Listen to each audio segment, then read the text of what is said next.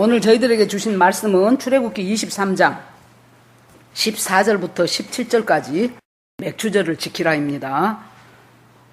같이 읽으시겠습니다. 시작. 너는 매년 3차 내게 절기를 지킬지니라. 너는 무교병의 절기를 지키라. 내가 내게 명한 대로 아비볼에 정한 때에 7일 동안 무교병을 먹을지니 이는 그달에 내가 애굽에서 나왔음이라. 빈손으로 내게 보이지 말지니라. 맥추절을 지키라. 이는 내가 수고하여 밭에 뿌린 것의 첫 열매를 거둠이니라. 수장절을 지키라. 이는 내가 수고하여 이룬 것을 연종의 밭에서부터 거두어 저장함이니라. 너의 모든 남자는 매년 3번씩 주 여호와께 보일지니라. 아멘. 기도하겠습니다. 하나님 감사합니다. 오늘 저희들에게 귀한 주의를 주시고 하나님 아버지 지나간 반년 동안 주께서 저희에게 베푸셨던 세세한 하나님의 은혜가 저희들은 잊어버리고 지나간 것도 많지만은 그럼에도 주님께서 저희들의 놀라운 손길이 함께 하신 것을 감사드립니다. 하나님 아버지, 이 말씀 속에서 주님께서 지키라 지키라 지키라 하면서 계속해서 명하신 그 말씀 속에 하나님의 놀라운 뜻과 하나님의 계획과 섭리가 있음을 깨달아 알게 하시고 저희들의 일상의 삶에서 이 모든 것들이 풀어지게 하여 주시옵소서. 이곳에 성령님 오셔서 성령님께서 말씀으로 저희들을 충만케 하실 것을 믿습니다. 예수님 이름으로 기도합니다. 아멘. 우리가 살아가면서 많은 것들을 기념을 하고 살지요.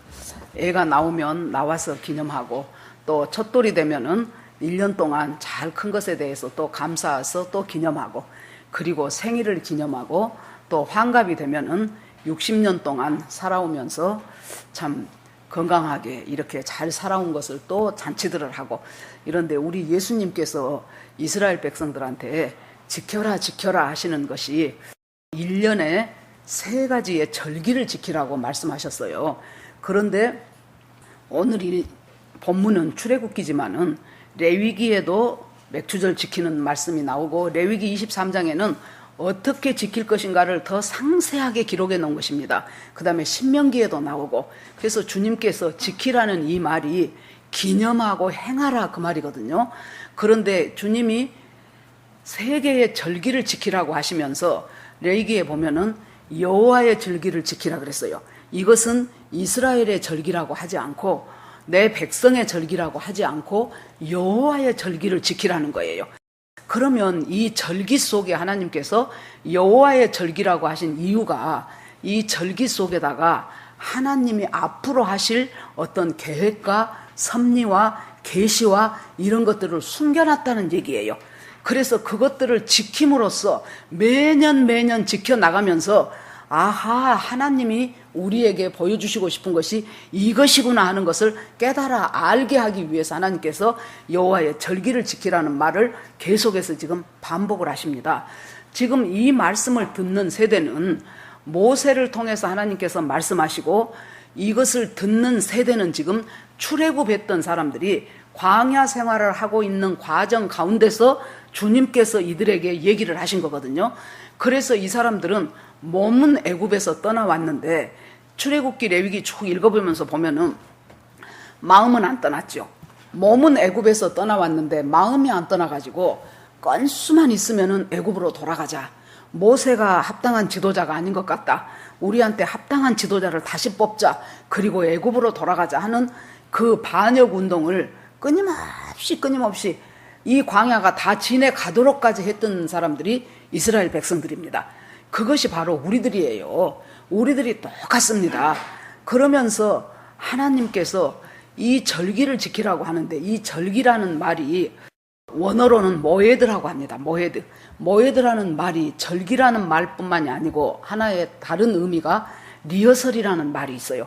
여러분 알다시피 리허설이라는 것은 큰 공연을 앞두고 하루나 이틀 전에 그 공연하고 똑같이 한번 해보는 것이 리허설이잖아요. 그래서 무대 장치도 똑같이 하고 등장인물도 똑같이 하고 의상이라든가 말이라든가 뭐 몇 걸음 가서 주저앉는다 뭐 이런 동작이라든가 모든 것이 하나도 틀림없이 똑같이 해요. 그러면 리허설을 보면서 아 앞으로 진짜 공연은 이렇게 되겠구나 그걸 짐작할 수가 있죠. 하나님께서 이 절기가 리허설이라는 거예요. 그러면 진짜 공연은 뭐냐 그거죠. 진짜 이벤트는 뭐냐 그거죠. 바로 예수 그리스도가 우리를 구원하시는 것과, 그리고 어떻게 살아가시는 것과, 그리고 우리에게 어떻게 다시 오시는 것과, 이 모든 것들을 하나님께서 절기한테 숨겨놓으셨어요. 그래서 그 절기를 지키라고 하면서 하나님은 우리가 누구보다도 하나님의 절기가 하나님의 절기대로, 하나님의 계획대로, 하나님의 섭리대로 앞으로 이루어질 것인데, 그렇다면 우리가 이 절기를 지켜가면서 여호와 하나님께서 우리가 어떤 백성이 되어야 되는 것이 합당하고 마땅한가, 너희가 어떤 삶으로 살아가는 것이 구원받은 백성이고 앞으로 추수될 하나님의 백성인가, 이것들을 지금 말씀하고 계신다는 것을 알고 그냥 이스라엘에서 했던 하나의 절기구나 하고 지나갈 것이 아니고, 이것이 오늘 우리에게 주시는 의미가 있다는 것을 알고 이 말씀을 보시면 됩니다. 알다시피 첫 번째 지키는 절기라는 무교절, 무교절은 6월절부터 시작합니다. 6월절 없는 무교절은 없지요. 6월절은 이스라엘 백성이 애굽에서 430년 동안이나 노예로 살 때, 430년을 노예로 살다 보니까 자기 할아버지도 노예, 그 위에 할아버지도 노예, 몇 대 위도 노예, 계속 노예로 살면서 이 사람들은 완전히 노예 근성에 찌들려 버렸어요. 거기다가 정체성이 자기들은 노예예요. 노예라는 것의 특징이 뭡니까? 자기 생각과 자기 사고와 소망이 없어요. 아무리 똑똑해도 노예로 태어나서 노예로 살다 노예로 죽는 거예요. 그 속에서 완전히 찌들려 있는 사람을 어느 날 갑자기 하나님께서 모세를 불러서, 지금 저 바로의 노예로 살고 있는 저 백성은 바로의 노예가 아니고 내 백성이라는 거예요. 여호와의 백성이라는 거예요. 지금 바로가 불법으로 저 백성들을 노예 삼고 있는 것이지, 실은 내 백성이기 때문에 내 백성이 해야 될 첫 번째 것은 바로에서 벗어나서 여호와 하나님을 예배하는 거예요. 우리가 무엇을 예배하느냐에 따라서 내 주인이 결정됩니다. 내가 하나님을 예배하면 내 주인은 하나님이에요. 내가 돈을 예배하면 내 주인은 재물인 거예요. 그래서 하나님께서 내 백성이 바로 세상 권력의 노예로 사는 것이 아니고 바로 거기를 떨어져 나와가지고 여호와 하나님을 예배하는 참 백성이 되게 하라고 보내지요. 바로가 뭐라고 합니까? 여호와가 누구간데 내가 너희들을 보낸단 말이냐, 말도 안 되는 소리 하지 마라 그러지요. 그 당시에 노예는 노동력이자 군사력이었어요. 전쟁 나면 앞에 세워야 되고, 큰 성이나 뭐 이런 것을 건축하고 도로를 닦고 이런 모든 것에 노예가 동원이 됐었죠. 그렇기 때문에 가성비를 따져보면 엄청난 액수예요. 그런데 그걸 어떻게 포기할 수가 있겠습니까? 못 보낸다 그러죠.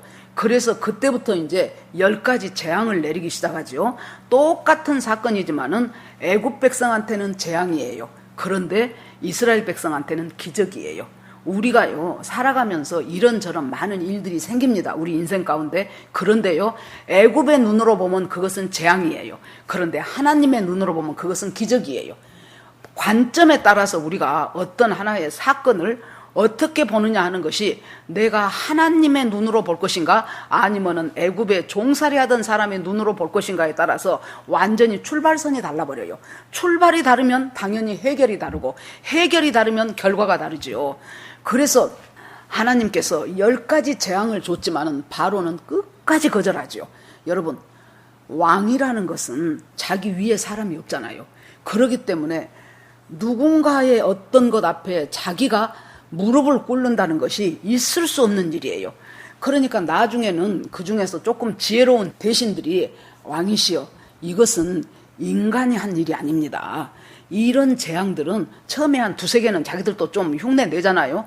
이것들은 인간이 할 수 있는 것이 아니고 우연히 생긴 것이 결코 아니고, 이것은 바로 저들이 말하는 여호와 신이 한 것입니다. 그러니 더 큰 일 당하기 전에, 더 엄청난 손해를 당하기 전에 저 사람들 내보냅시다 하는데도 바로가 결단코 말을 안 듣죠. 여호와가 누구간데 하는데 결국 그 여호와가 누구간데를 혹독하게 바로는 체험하게 됩니다. 드디어 이제 10번째 재앙이에요. 열이라는 것은 봐보십시오. 꽉 찬 거예요. 충만한 거예요. 그 사람들한테 그동안의 재앙이 충만했고, 이스라엘 백성한테는 그동안의 기적과 은혜가 충만했어요. 그리고 10번째 재앙이 딱 돌아오죠. 하나님께서 양을 잡아서 문 설주와 문 임방에 바르라 그래요. 이것까지 할 때, 그때 비로소 바로가 너희들을 보내줄 것이다. 그래서 문설주와 문인방에 양 잡아서 피 바릅니다. 그리고 나서 피 바르고 손 닦고 있어라가 아니고, 그러면 문에 피는 발라졌고 안에 들어가서 너희들이 해야 될 것은 그 양 고기를 불에다 구워서 먹는데 날 것으로는 먹지 말아라. 남기지 말고 먹어라. 그리고 허리띠 띠고 지팡이 잡고 불에다 구워서 그렇게 먹으라는 거예요. 그러니까 여러분, 그날 밤을 생각을 해보십시오. 애굽 전역에 걸쳐서 천사들이 지금 돌아다니면서 애굽의 모든 장자는 다 죽습니다. 장자라는 것은 그때 대표성이 있는 것이었어요. 애굽 전체가 다 죽었다고 보시면 돼요. 장자는 전부 죽고 사람만 장자가 죽은 것이 아니라 짐승의 첫 새끼까지도 죽었다 그 말이에요. 완전히 하나님께서, 엄청난 창조주 하나님께서 하나님의 능력과 권세를 보이시는 것이 바로 그거였습니다. 여러분, 구원이라는 것은 항상 구원과 심판은 동전의 양면이에요. 소돔과 고모라 때 롯과 그 두 딸이 나올 때 이 사람들은 천사의 손에 의해서 구원받았지만은 소돔 성은 유황불로 내려가고 완전히 폐허가 되어버렸죠. 노아 때도 보십시오. 노아의 8식구는 방주에 올라갔지만은 그 방주에 올라가지 못한 나머지 모든 사람들은 전부 물에 홍수로 떠내려 가버릴 수밖에 없어요. 여기서도 보십시오. 애굽 사람들은 전부 지금 장자가 죽는 엄청난 재앙을 당했는데 이스라엘 백성은 거기에서 구원을 받았어요. 구원받은 가장 중요한 그 핵심이 피를 발랐기 때문이에요. 어린 양의 피를 바른 것 때문이에요. 그러면 우리가 여기서 구원에 대한 것을 한번 생각을 해볼 때요, 어린 양의 피만 바르고 니들은 푹 자고 있다가 그 내일 아침에 일어나 그러면 또 할 일을 가르쳐 줄게, 그렇게 하지 않고 고기를 먹으라는 거예요. 지금 그날 밤에 사방에서 곡성은 들립니다.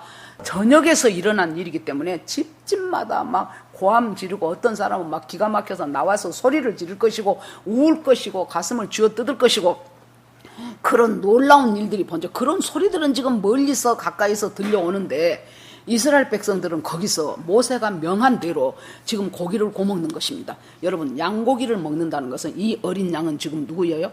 피 흘려주신 예수 그리스도를 의미하지요. 예수 그리스도를 우리가 붙잡고 그 말씀을 내 삶 속에서 전부 스며들도록 해야 돼요.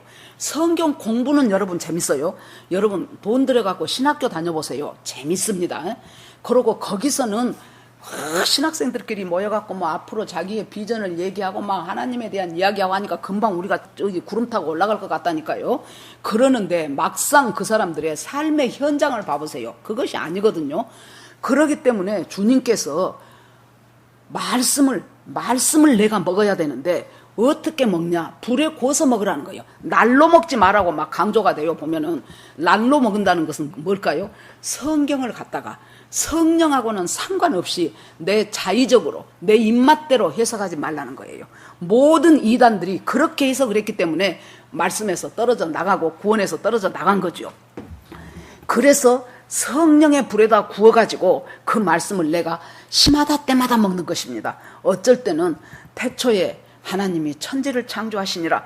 여러분 생각을 해보십시오. 태초, 하나님, 천지, 창조, 이 네 가지 단어를 한번 생각해 보세요. 모든 것이 저는 그 속에 다 들어있다고 생각을 합니다.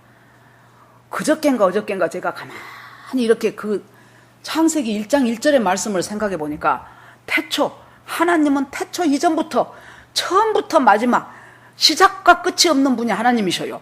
그 하나님이 어느 시점, 태초라는 어느 시점에 말씀으로 천지를 창조하기 시작했어요. 그러니까 모든 것이 그 속에 전부 다 결론이 나버린 거예요. 이 우주의 주인도 하나님이시고 역사의 주인도 하나님이시고 그 속에 어느 시점에서 태어나서 몇십 년 살다가는 우리 인생, 나라는 사람의 그 주인도 역시 하나님이셔요. 그러니까 하나님을 떠나서 사는 인생이라는 것은, 그것은 정말로 말도 안 되고 무의미하고, 그것은 어쩔 수 없이 하나님을 몰랐기 때문에 하나님과 상관없는 곳으로 갈 수밖에 없는 인생이에요. 하나님과 상관없는 것이 어디입니까? 그것이 바로 지옥이지요. 그런데 지옥, 천국 이런 얘기를 하면은 사람들이 너무 유치한 것 같아요. 괜히 애들 길들이려고 하는 것 같아요. 여러분, 진실치고 유치하지 않은 것이 있습니까? 진실은 유치한 것이에요. 원색적으로 진실이라는 것은 유치하게 돼 있어요. 그런데 실은 그것이 진실이에요. 엄마가 자식을 사랑해갖고 정신없이 물고 빨고 하는 거 옆에서 보면 아이고, 그 속에 모든 진리가 다 들어있어요. 그래서 주님께서 제발 나는 너희가 지옥 백성 되지 않고 내 이 사랑을 좀 알고 내가 너희를 얼마나 기뻐한다는 것을 좀 깨닫고 나와 함께 동행하면서 살다가 앞으로 그것만으로 이 세상 100년도 못 되는 세상 살고 끝나는 것이 아니고 이 삶이 영원토록 천년왕국에서 내가 너희들에게 너희를 다스릴 수 있는 천년왕국에서 나와 함께 살고 새하늘과 새 땅과 그리고 새 예루살렘 성과 요즘 지금 계시록 쭉 계속해서 자유 게시판에 올려놓지요. 어저께 금요일 날인가 거기 19장에 보니까 이제 대접재앙으로 땅은 지금 초토화가 된 거예요. 대접재앙으로 지금 후 3년 반 역사들이 막 일어나기 시작하죠. 그런데 천국에서는 뭔 일이 있냐? 막 하나님을 찬양을 하는데 완전 지금 반대예요. 극과 극입니다. 하나님을 찬양하는데 주님의 구원하심과 주님의 심판하심은 너무나도 거룩하고 너무나도 공정합니다 하면서 그냥 하나님을 막 찬양하니까 내 생물과 24장로들이 또 하나님 앞에 엎드려 경배하면서 옳습니다, 맞습니다, 주님은 찬송 받으시기에 합당하신 분입니다. 그러니까 수많은 천군 천사들이 아멘 할렐루야 하면서 또 하나님을 또 찬양해요. 그런데 여기서 이렇게 지금 온 천지를 울리게 찬양하는 이유가 어린 양의 혼인잔치가 준비되었다는 거예요. 그리고 신부가 이미 다 준비되었다는 거예요. 그 신부가 입은 옷은 거룩한 세마포인데 그 세마포는 성도의 옳은 행실이니라 하면서 지금 이 혼인잔치, 그래서 절기는 여러분 전부 뭐하고 이어진 줄 압니까? 결국에 가서 어린 양의 혼인잔치로 딱 결말이 나버리는 거예요. 여러분 마태복음 22장에 보십시오. 누가복음도 보십시오. 임금이 큰 잔치를 벌이죠. 자기 아들의 결혼을 위해서 큰 잔치를 벌려요. 큰 잔치를 벌려갖고 처음에는 전부 초청장 다 보냈잖아요. 그래가지고 몇 월 며칠에 임금께서 엄청난 잔치를 벌리니까 당신들은 오시기만 하십시오. 그래서 초청장 다 보냈어요. 그리고 나서 이틀 전쯤 되면은 종들을 다시 보내. 재확인하는 거예요. 내일 모레 초청장 받고 내일 모레 잔치인 줄 알지요? 그러면 그때 몇 시까지 꼭 오셔야 돼요 하고 종들이 다 심부름 가요. 그랬더니 종들이 와서 하는 얘기가 아이고 누구한테 갔더니 거기는요 소 5결이를 사가지고 그거 시운전 해봐야 된다고 하네요. 그래서 못 온답니다.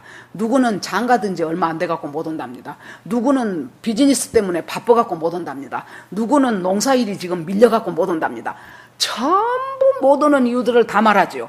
그러니까 왕이 굉장히 화가 나가지고 그것들 다 버리고 저 사거리로 가서 그 사거리에서 저는 자, 눈먼 자, 병신, 다리 못 쓰는 자 어떤 사람도 막론하고 오겠다고만 하면 다 데리고 오느라 그랬어요.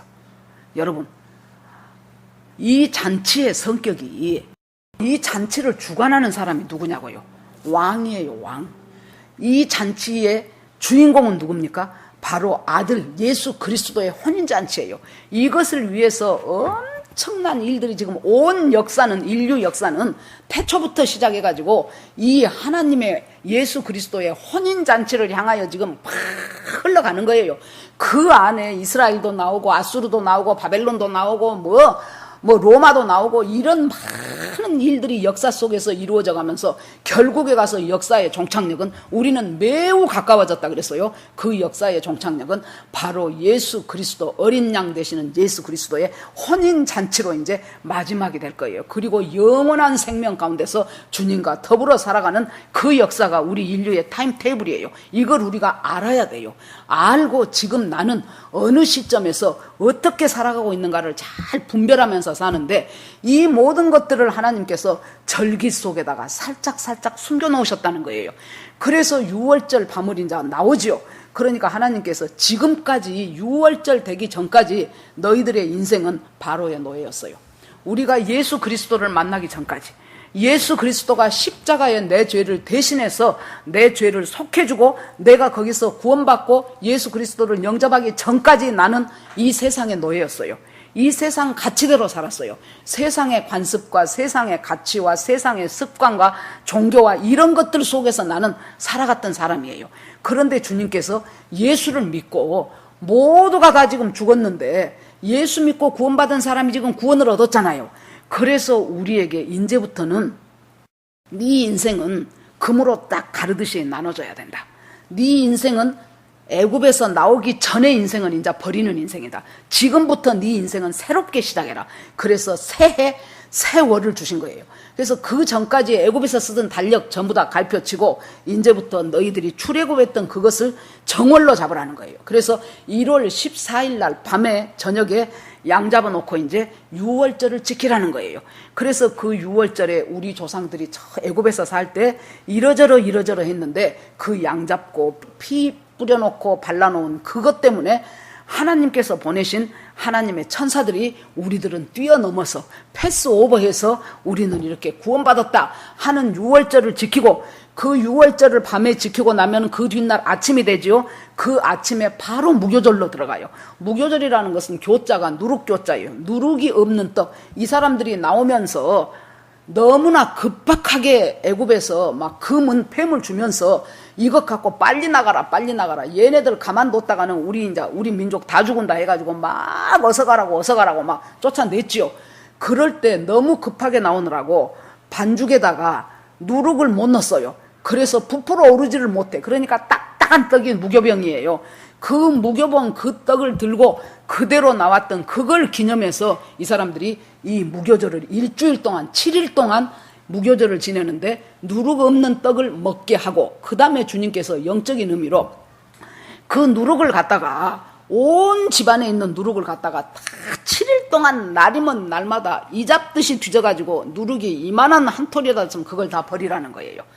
아이 뭐 그렇게까지 할 건 뭐 있어, 놔뒀다가 저 빵 만들 때 넣으면 되지, 이렇게 생각하지만은 이때 누룩이라는 것은 뭡니까? 죄입니다. 죄. 우리가 예수 믿고 구원받고 출애굽에서 나오고 홍해를 거치고 광야에 살면서 만나를 먹으면서도 우리 기존의 죄가 있어요. 우리 속에 들어있는 기존의, 우리가 원래 100% 죄인이에요. 여러분, 자기 자신을 너무 거하게 보시지 마세요. 내가 뭔 죄 지었어 할 거 없어요. 우리는 본성적으로 죄인이에요. 딱 죄 짓기는 너무나 우리 체질에 맞는다 제가 그랬지요. 말씀대로 사는 것은 참으로 힘들어요. 그런데 죄 짓는 것은 진짜 체질에 맞아. 하나도 수고하지 않아도 남흉 저절로 나오고, 하나도 수고하지 않아도 욕심 팍 하고, 이것은 우리가 본성적인 죄인이기 때문이에요. 이제 6월절을 거쳤냐, 어린 양의 피로 구원받았냐, 그러면 이제부터 해야 될 것은 죄 잡아내라는 거예요. 죄를 박멸하라는 거예요. 죄를 잡아내가지고 그 죄를 버리는 일을 지금 우리한테, 구원받은 성도들이 성화되어가는 과정 가운데서 제일 중요한 것이 이 무교절을 지키면서 누룩을 제거하라는 거예요. 여러분, 구원받은 사람의 첫 번째 특징이 뭡니까? 내 죄가 보이기 시작했지. 내가 죄인이구나. 내 죄가 보이면은요, 그 다음에 뭐가 어떻게 된 줄 압니까? 다른 사람에 대한 마음이 조금 달라져요. 제가 이제 대학교 2학년 때 이제 아무튼 이제 그 CCC를 다니기 시작하면서 여름방학 때 방학을 해서 집에를 갔는데 우리 친구가 어떻게 편지를 몇 번을 엽서를 보내는 거예요. 송자야 언제 그래갖고 큰 집회가 있는데 아무튼 그때 어디서 만나자 하고, 그래서 처음에는 나는 이제 일단 중학교 때부터 제가 자취를 했잖아요. 그래 놓으니까 저는 집에 방학 때 집에 가면 너무나 좋은 거예요. 지금처럼 옛날 그 시절에 여러분 냉장고가 있었습니까? 뭐 돈이 있었습니까? 뭐 아르바이트를 할 수가 있었습니까? 그냥 방학해갖고 집에서 오면은 그거 집에서 가져온 것 갖고, 그리고 이제 오빠가 대학생이니까 오빠가 한 번씩 가서 이제 집에서 이제 뭐 이제 돈도 갖고 오고 뭣도 갖고 오고 이제 그렇게 하면서 정말 어려운 자취 생활을 했기 때문에 방학을 해서 집에 가면은 천국 같은 거예요. 진짜 너무 좋은 거예요. 어머니가 있어서 좋고 우리 집이 밥집이니까 먹을 것 풍성해서 좋지요. 하여튼 그 산으로 들로 강으로 다니면서 그냥 나 나름대로 책 하나 갖고 가서 아주 한낮이 기울도록 책을 읽어도 누가 뭐라 할 사람이 있기를 안가. 아무튼 그렇게 된 그 속에서 살다가 이제 나와놓고 다시 이제 오면은 참 오기가 싫어요. 그때. 그런데요, 그 CCC 다닌 내 친구의 그 설득으로 이제 그때 대전에서 엄청난 집회를 했어요. 3만 명이 모였는데요. 그때는 3만 명이 엄청난 집회였어요. 지금까지 없었던 집회였어요. 3만 명이 모여가지고 하여튼 전국의 대학생들이 다 모여들어가지고 거기서 이제 말씀 듣고 막 그렇게 하는데 아무튼 이제 예수를 영접하고 그러고 나서 기도를 하는데 이제 그 집회는 잘 끝났어요. 끝나고 집에를 왔는데 제가 뭐가 하나 딱 제 마음에 오냐 그러면은 참 내가 죄인인데 그런데 내 삶 속에서 우리과 같은 여학생 하나가 진짜 밥맛 없는 애가 있었어요. 우리 다른 친구들이 걔를 다 미워했어요. 제가 생각하기도 쟤는 미움받아서 너무 다 합당한 애라고 생각을 했어요. 하는 짓이 미운 짓만 했어요. 그랬는데 그게 딱 걸리면서 내가 기도를 하기 시작하더라고. 무슨 기도를 했냐면 하나님, 걔가 잘못하기는 잘못했지만은 내가 합당하게 그 친구를 미워하는 것은 하나님이 기뻐하시지 않는 것 같다 하는 생각이 들어요. 그렇게 해서 그 기도를 뭐 얼마나 했겠습니까? 한 몇 번 했어요. 몇 번 하고 이제 여름방학이 지내고 새학기가 됐어요. 이제 9월이 됐죠. 갔는데 나도 몰랐어요. 다른 친구들은 여전히 걔를 비난하기 시작했어요. 뭐 그럴 짓을 하니까. 비난하기 시작하면 그전 같으면 내가 더 앞장서서 걔는 아주 웃기는 애다 그러면서 막 할 텐데 언제 보니까 내가 막 걔를 변호를 하고 있는 거예요. 걔 가정 환경이 이만저만해서 걔가 그랬을 거다. 걔 아버지가 너무 일찍 돌아가셔가지고 어렵게 살다 보니까 걔가 어쩔 수 없이 그랬을 거다. 얘기를 하다 보니까 아니 내가 왜 이래? 방학 전하고 나하고 방학 후에 내가 왜 이렇게 달라졌지? 내가 왜 쟤를 변호하고 있지? 내가 왜 쟤 편을 들면서 걔 가정 환경이 어려워서 이럴 수밖에 없을 것이라고. 여러분 뭐예요? 구원받으면은 첫째 내 죄가 보이고 둘째 다른 사람에 대한 안쓰러운 안타까운 마음이 속에 들어가는 것이 이것이 주님이 주신 거예요. 그래서 누룩을 없애요. 그 죄를 막 던지고 나서 그 무교절을 시작되고 나면 그 다음 날이 바로 초실절이에요. 처음 열매를 거두는 것. 처음 열매가 보리예요. 보리. 보리는 여러분 그 당시에 이 서민이나 가난한 사람들의 아주 중요한 일상 양식이었죠. 그 보리를 갖다가 한 단을 갖다가 제사장한테 주면 제사장이 그것을 흔들었다 그랬죠. 이 말 여러 번 했죠. 요자는 흔들 요자, 기쁨으로 흔들어요. 주님 농사지어서 갖고 왔어요. 그런데요 우리가 열심히 일했지만은 이렇게 열매를 거둘 수 있도록 하신 것은 주님이 비도 주시고 햇빛도 주시고 바람도 주시고 잘 자라게 하시고 해서 이렇게 된 것입니다. 그것을 초실절이라고 해요. 그때 그러니까 자 금요일 밤에 예를 들어서 오늘 1월 14일에 6월절, 15일에 무결절, 16일에 초실절. 그리고 무교절은 지금 7일간 계속이 되는 거예요. 그 초실절을 신약에서는 뭐라고 합니까? 예수님이 6월절에 예수님이 돌아가셨어요. 무교절 하루 지내고 누룩 없는 떡이에요. 예수님은 죄가 없으셔요. 누룩 없는 떡으로 하루 지내고 그 다음날 예수님이 다시 부활하셨어요. 이것을 고린도전서 15장에서는 예수님이 잠자는 자들의 첫 열매가 되셨다 그랬어요. 예수님의 부활이라는 거예요. 죽은 사람들의 첫 번째 부활이 됐다는 거예요. 그러면 이 부활 때문에 예수 안에 들어있는 모든 사람들이 예수님 부활하는 것처럼 우리도 부활할 것을 믿음으로 믿으셔야 돼요. 그거 가르쳐 주려고 예수님이 지금 짠하고 나타나셔가지고 40일 동안이나 제자들한테 몇 번을 나타나신 거죠. 그리고 승천하신 거죠. 그렇게 해서 초실절을 지내고 나면은 그때로부터 77 안식일이 7번을 지나고 나면 그 다음 해가 50일째 되는 날이죠. 50일째 되는 날이 열을 순자 써서 오순절이에요. 오순절이 되면은 어떻게 해야 될 것인가가 적혀지면 그래서 보리추수를 시작해서 중간에 밀추수가 시작이 되고 밀추수 보리추수가 완전히 다 끝나는 것이 오순절이에요. 그러니까 절기가 지금 전부 추수하고 연결이 돼 있어요. 그래서 추수가 끝나요. 그러면 우리 주님께서 이 오순절 날 무슨 일이 있었는가 우리가 한번 생각을 해봐야지요. 자, 이스라엘 백성이 출애굽했어요. 그래갖고 50일쯤 됐을 때 시내산에 도착을 했어요. 그러니까 갑자기 출애굽기 19장 보면 나옵니다. 번개와 내성과 빽빽한 구름이 온 산을 위에서부터 밑에까지 꽉 찼어요. 그런 것은 없잖아요. 이렇게 빽빽한 구름이 온 산에 가득 찼다는 것은 하나님의 임재와 하나님의 현현이 지금 그곳에 있다는 얘기예요. 그러더니 지진이 나면서 엄청난 나팔 소리가 들리기 시작합니다. 말이니까 쉽지, 그 속에 우리가 있었다고 생각해봐요. 정신이 다 나가버린다니까요. 엄청난 나팔 소리가 들리면서, 그러면서 하나님의 음성이 들리기를 모세야 이리로 올라오라, 산 위로 올라오라 그랬어요. 모세가 두 돌판을 만들어서 산 위로 올라갑니다. 거기에서 그 돌판에 하나님이 십계명을 적어주시죠. 그러고 있는 사이에 시간이 꽤 흘렀어요. 그러니까 출애굽기 32장에 보면은 사람들이 야, 모세가 오늘 또 안 오네, 상당히 시간이 경과했는데 모세가 안 오네, 그러면은 아마 그 산에서 짐승한테 물려 죽였든지 찢겨 죽었든지 죽었겠다. 혹시 뭔가를 잘못해서 하나님이 모세를 쳐서 죽이게 했을지 모르겠다. 아무튼 모세는 죽었다. 아직까지 안 오는 것이 죽었다. 그러니까 이제 우리는 여기에서 어떻게 하냐. 다시 애굽으로 홍해 건너서 돌아갈 수도 없고, 우리는 이제 가나안 땅으로 가는 것이 목적인데 가나안 땅에 우리를 인도할 신이 있어야 될 거 아니냐. 그 대신 모세가 대신 또 다른 지도자도 필요할 것이고, 그러면 그 신을 어떻게 하냐. 그렇게 해가지고 자기들이 전부 애굽을 나올 때 받았던 그 금부치들을 갖다가 녹이고 녹여가지고 금송아지 하나를 떡 만들어 놓고, 야, 우리가 금송아지 만들었다 안 그렇습니다. 여러분 성경 보실 때 대충 보시지 마시고 섬세하게 아주 정말로 정신을 반짝 차리고 봐보세요. 그러면은 금송아지 만들었다고 안 하고 이것이 우리를 인도하여 낸 신이다 그래요.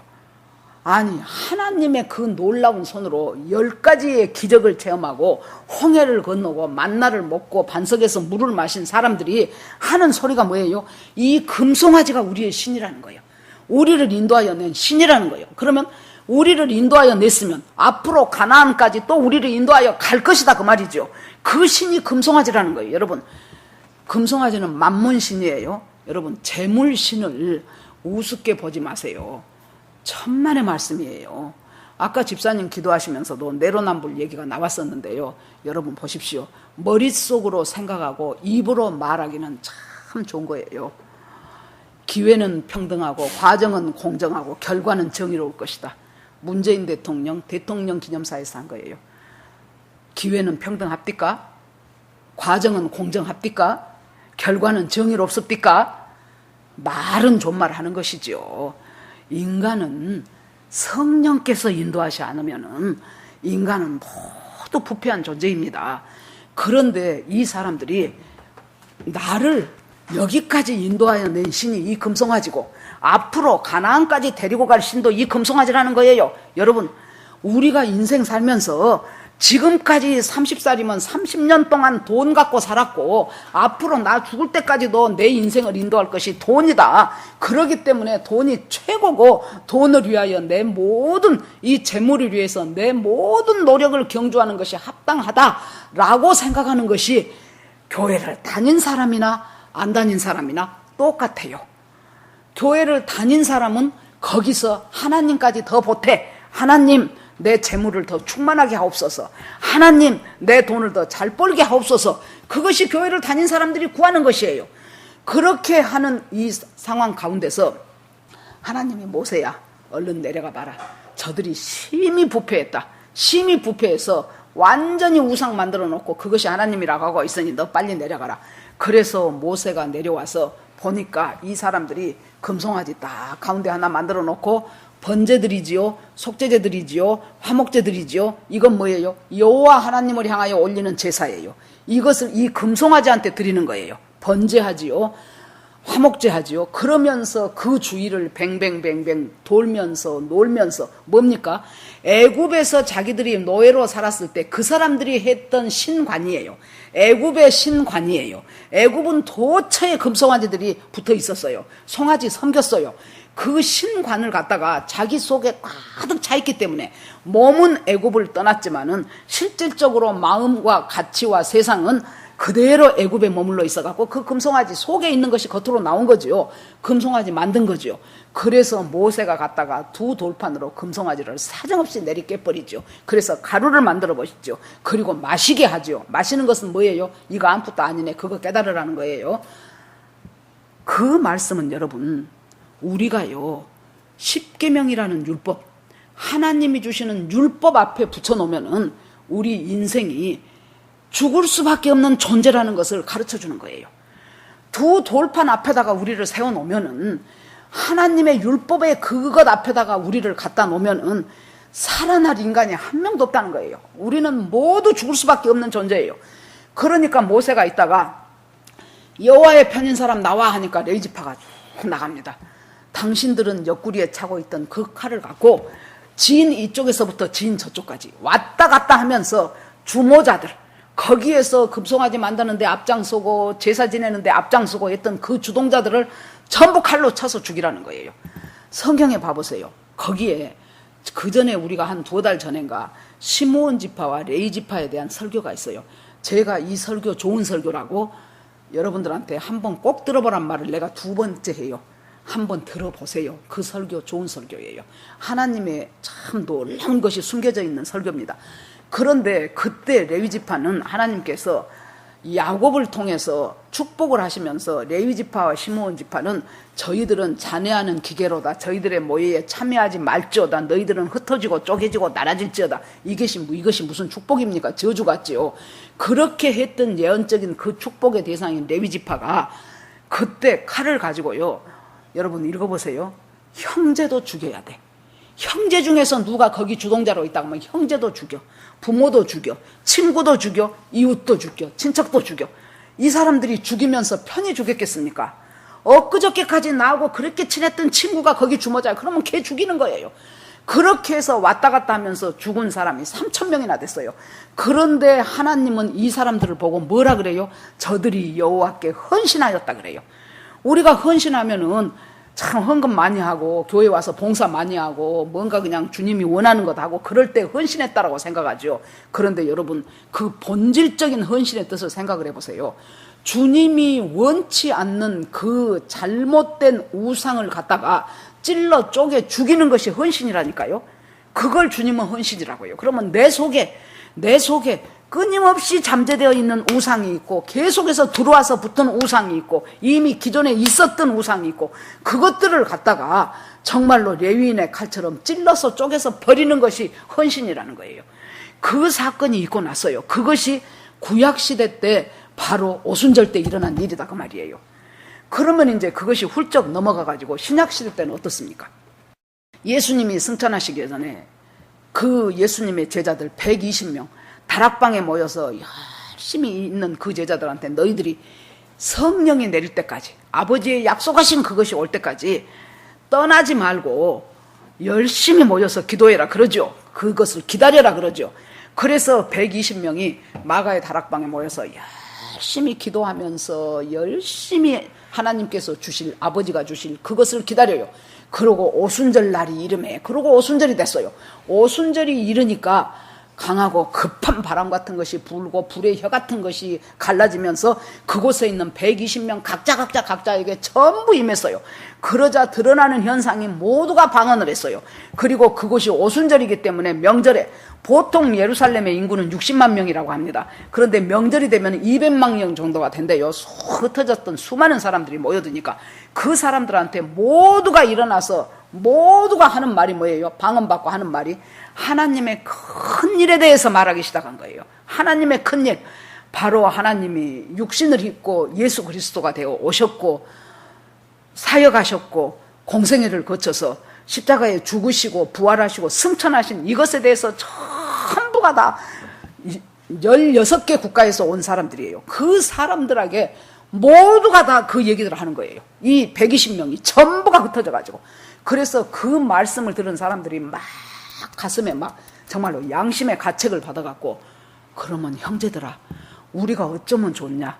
우리는 그것도 모르고 예수 죽이시오 하고 가편 투표를 한 사람들인데, 그러면 우리는 어떻게 하면 좋냐? 그랬더니 베드로가 있다가 회개하고 세례를 받고 죄사함 받고 하나님의 자녀가 되라고 말합니다. 그래서 그때 회개하고 죄사함 받고 세례받은 사람이 몇 명이었어요? 3,000명. 수천 년 전에 그때 그 시내산에서 복음을 거부해버려가지고 모세의 율법에 의해서 죽임당한 3,000명의 사람이 있었는데 이제 복음을 받아들여가지고 다시 살아난 사람이 3,000명이에요. 이것이 복음이에요, 여러분. 이것이 지금 맥추절의 역사예요. 이것이 오순절의 의미예요. 그러면서 주님이 이 오순절을 말할 때요, 쭉 레위기에 보면은 이제 상세하게 나와요. 이제 뭐 보리로 소제를 해서 새 소제라는 말이 나옵니다. 소제라는 것은 여러분, 이 이스라엘의 제사 중에서 어떤 제사냐 그러면은 짐승이 아닌 곡식을 갈아가지고 체에다 쳐서 그 고운 가루를 갖다가 떡을 만들어서 올려드리는 제사가 소제예요. 이것이 의미하는 것이 무엇일까요? 우리가 살아가면서 일상에서 내 삶이 여러분 고운 가루가 되려면, 아니 예를 들어서 보리떡을 한다고 칩시다. 그 보리 알갱이 그대로 갖고 어떻게 떡이 됩니까? 그걸 갈아야지요. 맷돌에 갈아야지요. 체에다 쳐야지요. 그러면 고운 가루가 밑에 내려 위에 알갱이들은 또 갈아요. 그래서 또 쳐요. 그것을 갖고 만든 떡이에요. 그것이 소제예요. 그러면 여러분, 우리 인생에서 소제라는 것이 뭘까요? 내가 일상생활을 하면서 내 자아 그대로를 갖고는 도저히 하나님 앞에 제물로 드릴 수가 없어요. 내 있는 타고난 성질, 내 있는 자아, 내가 갖고 있었던 교만, 그것이 어떻게 하나님 앞에 떡이 되겠습니까? 그러니까 그것이 고난이라는 맷돌에 갈아지는 거예요. 갈리고 싶은 사람 하나도 없다니까요. 고난이 오니까 어쩔 수 없이 갈리는 거예요. 그렇게 해갖고 또 채에다 쳐. 그런데 아직 덜 갈아졌어요. 그러면 또 갈아요. 또 그렇게 해갖고 또 쳐요. 그렇게 해서 드리는 것이 소제예요. 소제. 그 소제로 드려요, 우리 주님께서. 그러고 나서 마지막에 결론적으로 네가 구원받았냐? 하나님의 은혜 가운데서 네가 지금 새 소제를 드리냐? 그러면 중요한 것이 하나 있다. 너 혼자 그 구원을 만끽하지 말고 고아와 과부와 나그네와 더불어서 같이 즐겁고 같이 즐거워하라는 거예요. 하나님은 우리에게 구별된 인생을 살라고 합니다. 구별된 인생은 첫 번째 우리가 뭡니까? 이 세상에 살면서 아까처럼 내 속에 아직도 건재하고 있는 그 누룩 없애는 것이 구별된 인생이에요. 두 번째는 내가 여러분들 생각을 해보세요. 광야를, 이 사람들의 목적이 광야가 아니지요. 광야에서 살다가 결국이 어디 갑니까? 가나안으로 가지요. 그러면 가나안에서는 여러분, 가나안 땅에 딱 도착해서 가나안의 소산을 딱 먹기 시작하자 만나는 그쳤어요. 그러니까 만나는 어디서 필요한 거예요? 광야에서 필요한 거예요. 너무 신비한 거 좋아하지 마세요.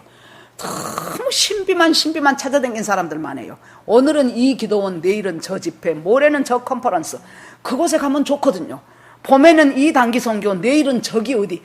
그렇게 하면서 이 광야에서 만나 찾듯이 그것만 찾아요. 그런데 주님은 보세요. 이 사람들의 목적지가 가나안이라고요. 가나안에 가니까 농사지어서 먹고 살아야 돼요. 그러면 광야에서 만나 먹었던 것은 나의 놀라운 은혜의 체험이에요. 그 체험을 갖고 하나님 살아계신 분이고, 시마다 때마다 만나 필요할 때 만나 주시고, 물 필요할 때 반석에서 생수 주시고, 기적을 베푸시는 그 하나님 딱 붙잡고 나는 가나안에서 농사지어야 돼. 이것이 여러분 하나님이 우리에게 준 일상의 축복이에요. 이렇게 살아가는 것이 하나님의 원칙이에요. 수고하고 그 낙을 누리는 것이 하나님이 우리한테 살게 하신 이 세상의 방법이에요. 그런데 거기를 살라니 가나안 땅에 가서 보니 가나안의 신들이 주구장창이에요. 가나안이 아주 널렸어요. 농사 지으려니, 이 사람들은 농사 안 지어봤던 사람이잖아요. 농사 지으려니 저 사람들한테 배워야 되는데 배우는 것 보니까 그 신들을 같이 배우게 돼요. 그러니까 가나안 땅에 살면서도 가나안의 신을 거부하고 하나님의 법대로 살기 위해서 살아가는 그것이 구별된 백성이라는 거예요. 첫째는 네 죄에 대해서 누룩 버려라. 두 번째는 가나안에 살지만은 가나안의 방법이 아닌 하나님의 법대로 살아가는 그 삶을 살아내라는 거예요. 그것이 우리가 가나안 동안 살아가고, 여러분 가나안 들어갔더니 하나님이 가나안 너희에게 주신 젖과 꿀이 흐르는 땅이다 했고, 가나안 들어가서 보니까 여러분 아무도 없는 무주공산입니까? 아니요. 거기에 살고 있는 가나안 7족속들이 훨씬 나보다 힘도 세고 강하고 전쟁도 잘해요. 훨씬 강해요. 그 사람들이 버티고 있어요. 그런데 하나님이 그 사람들과 싸우라는 거예요.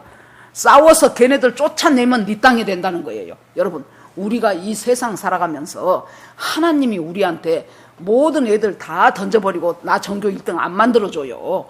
모든 못된 놈들 다 없애버리고 나 혼자 일하게 안 해요.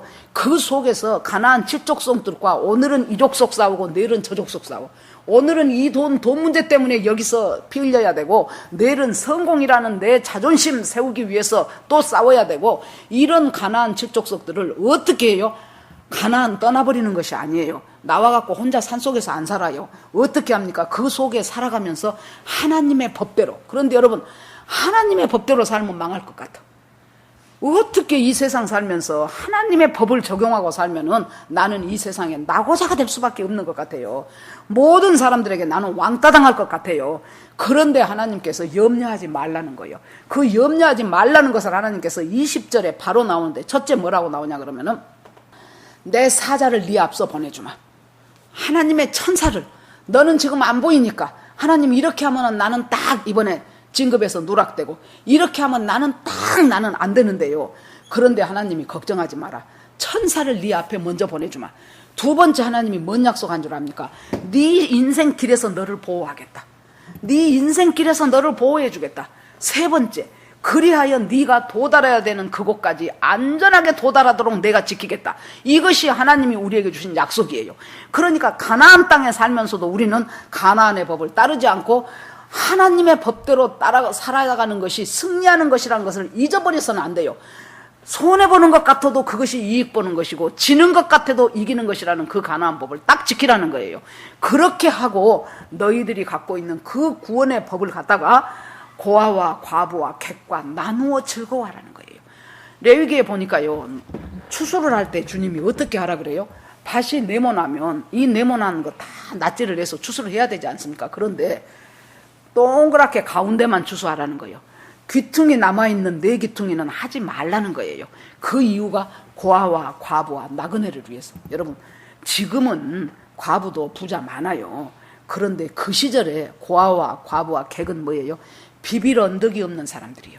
누군가가 도와주지 않으면 도저히 생계를 이어갈 수 없는 사람들이 이 정말 사각지대에 있는 이 세 종류의 사람들이었어요. 이 사람들을 잊어버리지 말라는 거예요.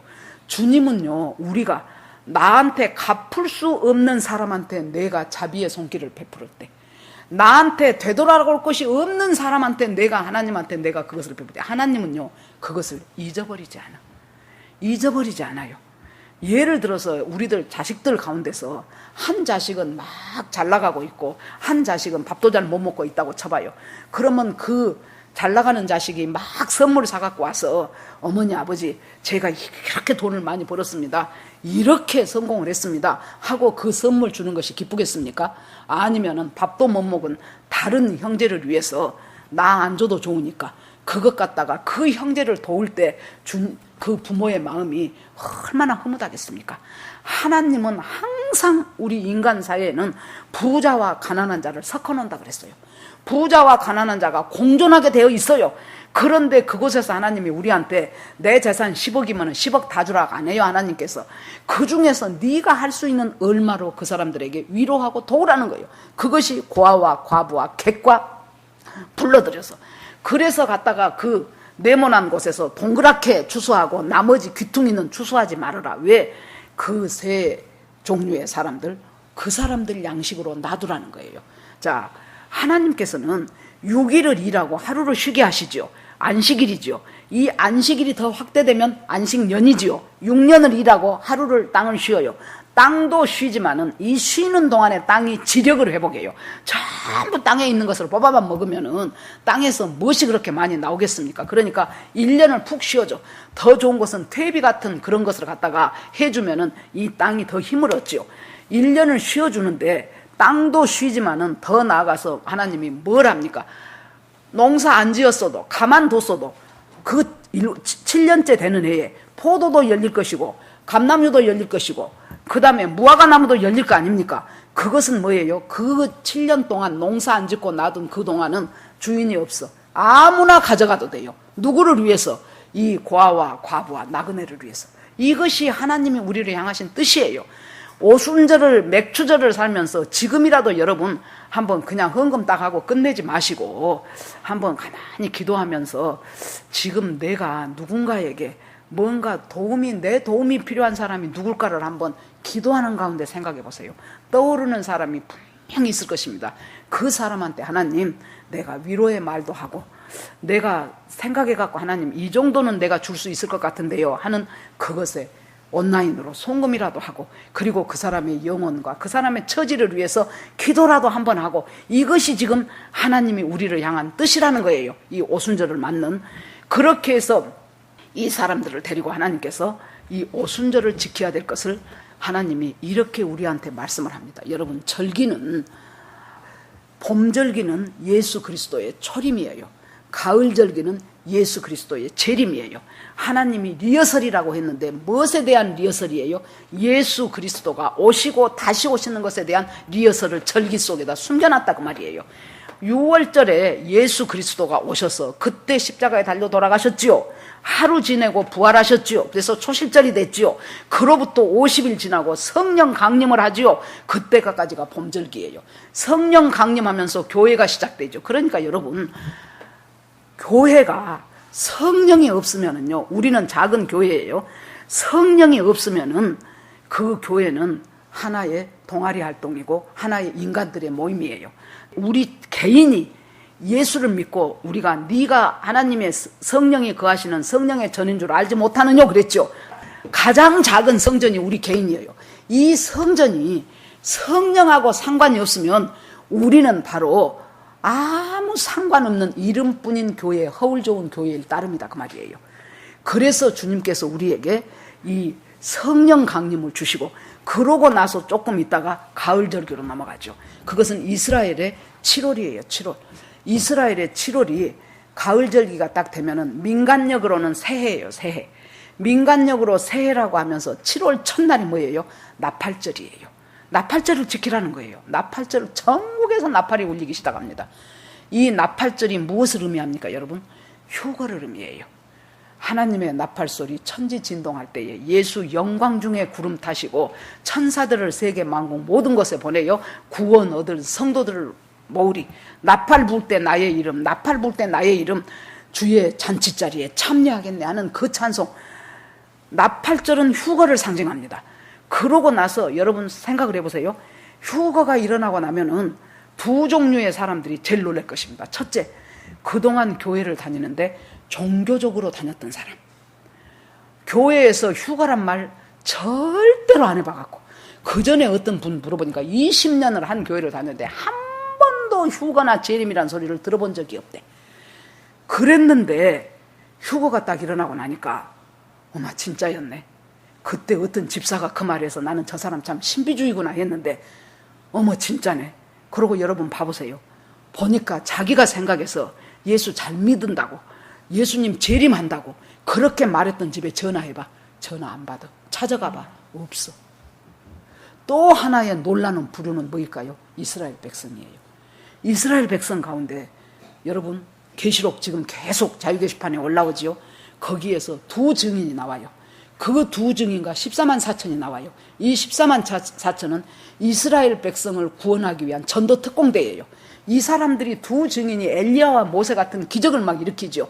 그래서 사람들이 이 적그리스도의 거짓을 두 증인이 드러내주고, 그래서 이 두 증인의 말을 믿고 회심하는 사람들이 생겨요. 14만 4천이 전도 특공대가 돼서 이스라엘 백성들이 이제 전도를 하기 시작해요. 전 3년 반 막 이럴 때 그런 일이 일어나죠. 그러는데 그 어간에서 뭔 일이 있습니까? 그 어간에서 휴거가 있어버려. 오면 그러면 이것이 진짜네. 그러면서 이스라엘 백성 중에 수많은 사람들이 돌아오는 사람들이 생기게 되죠. 그렇게 되면서 이 나팔절 사건으로 하나는 이스라엘 사람 중에서 놀라운 경각심이 생기고, 하나는 종교적으로 믿었던 사람들 가운데서 놀라운 경각심이 생기고, 이것이 나팔절이에요. 그리고 나서 열흘 후 7월 10일이 되면은 대속죄일이 옵니다. 대속죄 이른 이스라엘 백성들한테 대대적인 회개 운동이 일어나는 거예요. 그래가지고 이 사람이 우리 조상들이 2000년 전에 죽인 그 십자가에 달려 죽인 그 예수가 바로 우리가 기다리던 메시아고 하나님이고 구세주네, 이걸 아는 사람들이 이제 하나님 앞에 그때 이제 적그리스도의 세력이 강력하게 이스라엘을 핍박할 것입니다. 많은 사람들이 순교하는 사람들이 많아질 것입니다. 그렇게 되면서 여러분 그 다음에 5일 후에 수장절, 초막절, 장막절 혹은 수장절, 초막절은 이스라엘 백성이 나와서 거기에서 텐트 치면서 살았던 그때 그 광야에서의 생활을 기념하는 것이 초막절이고 장막절이고, 또 하나는 수장절이라고 이름을 붙여요. 뭐예요? 수는 추수할 때 그 숫자에다가 저장할 때 그 장자예요. 추수된 것들을 갖다가 이제는 천국 곳간에 저장하는 거예요. 그것이 수장절이에요. 여러분 마태복음 13장에 고기를 잡아가지고 그물에 와가지고 거기서 좋은 고기는 그릇에다 담고 안 좋은 거리는 모래밭에 던져버려요. 이것이 수장절이에요. 그동안 하나님께서는 이 인류의 역사를 태초부터 시작해서 엄청나게 우리의 구원을 위하여 수많은 선지자들을 보냈고 예수가 직접 오셨고, 지금도 엄청난 성령의 역사로 예수 믿을 수 있는 기회는 무지하게 많아요. 그런데 여러분 여기에서 마지막 예수 그리스도 재림하실 때 마지막 그때 추수된 사람은 올라갈 것이고 남아있는 사람은 남게 될 것이고, 거기에서 천국과 음부와 낙원으로 나눠졌을 때 그때 하나님 앞에 천국 곳간에 저장될 사람은 바로 추수해서 곳간에 저장한다고 하는 수장절이에요. 그것이 이제 마지막 절기입니다. 이 초막절에요, 요한복음 7장에 봐보세요. 초막절을 예수님이 초막절 끝날, 제일 큰 날, 명절 큰 날 그랬어요. 그냥 초막절인데 명절 큰 날에 예수님이 딱 와갖고 뭐라 그래요? 너희 중에 누구든지 목마르거든 내게로 오라. 너희들이 나에게 와서 마시면은 너희 배에서 생수가 흘러 넘치리라 그랬어요. 이것이 왜 큰 날이고 이 끝날이고 큰 날이라고 했을까요? 이것이 끝나면은 이제 이 초막절이 끝나면 그 해의 모든 절기도 끝나고 농사도 끝나요. 이제는 천국 곳간으로 들어가는 것밖에 안 남았어요. 이것이 끝나지요. 그러면 이제는 예수 그리스도 지상 재림하셔가지고 이제는 양과 염소를 구분하시고 그리고 천년왕국으로 이어져가는 새로운 시대가 펼쳐지기 시작하는 거예요. 그래서 절기는 리허설이에요. 여러분 말씀을 마치겠습니다. 여러분들 이 절기를 잘 묵상하면서 지금 이 오순절을 당하고 있는 이 시점에서 하나님이 나한테 버리라고 한 누룩은 무엇인가 생각해 보십시오. 내 속에 있는 누룩들이 많은데 하나님께서 아주 일주일 동안이나 아주 이잡듯이 뒤져가면 그 누룩을 찾아내서 하나님께서 버리라고 하셔요. 그리고 또 하나님이 네 구원의 감격과 너에게 주신 그 은혜, 여러분 우리가 잊어버려서 그러지요. 얼마나 많은 알고도 모르고도 주께서 주시는 은혜가 무궁무진해요. 내가 어디에 초점을 맞추나 그 말이에요. 여러분 망할 사람의 첫 번째가 뭐예요? 감사 대신 원망을 하는 사람이에요. 감사 대신 불평이 먼저 나오는 사람이에요. 흥할 사람의 첫 번째는 일단 어려운 속에서도 감사할 것들을 찾아가는 사람이에요. 결국에 그 사람들이 하나님 은혜 가운데서 잘 되게 돼 있더라고요. 보니까 주님께서 우리한테 주시는 지금 나한테 있는, 여러분 먼저 사람부터 생각을 해보세요. 내 옆에 있는 남편, 내 옆에 있는 아내, 내 자식, 내 부모, 그 사람 속에서 얼마나 우리를 위한 수고가 많았습니까? 부모는 부모의 수고, 자식은 자식의 수고, 얼마나 많은 수고들을 했습니까? 남편은 평생 동안 직장에 다니면서, 여러분 직장 안 다녀본 사람은 직장이 얼마나 힘들지 잘 몰라요. 제가 옛날에 선생 많이도 안 했지만은 선생할 때요, 하루에 7시간 6시간 막 애들 가르치고 그러고 나서 이제 모든 잡목까지 처리하고 집에 가면 이제 뉘엿뉘엿 하지요.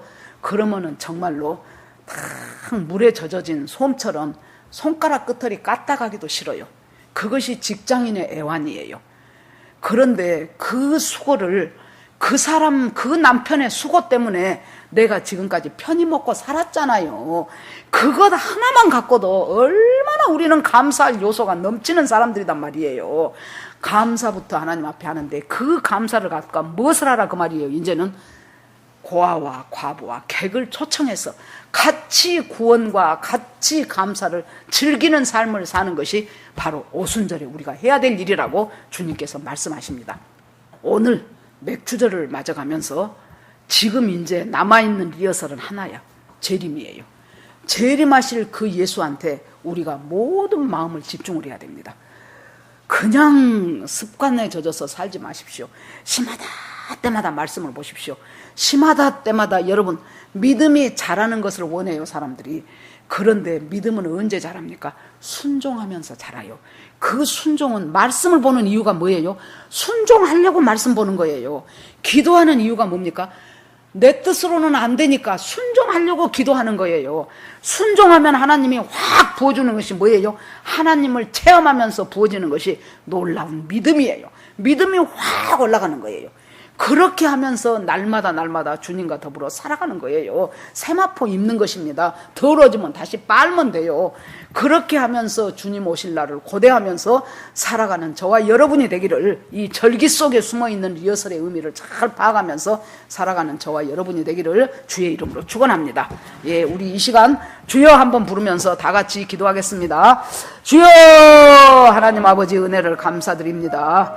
하나님 아버지, 오늘이 맥주절인데 단순히 보리 추수하고 말고 간단하니 헌금하고 말고 그것이 아니고 아버지, 주님은 리허설이라고 합니다. 이 모든 절기가 무엇에 대한 리허설입니까?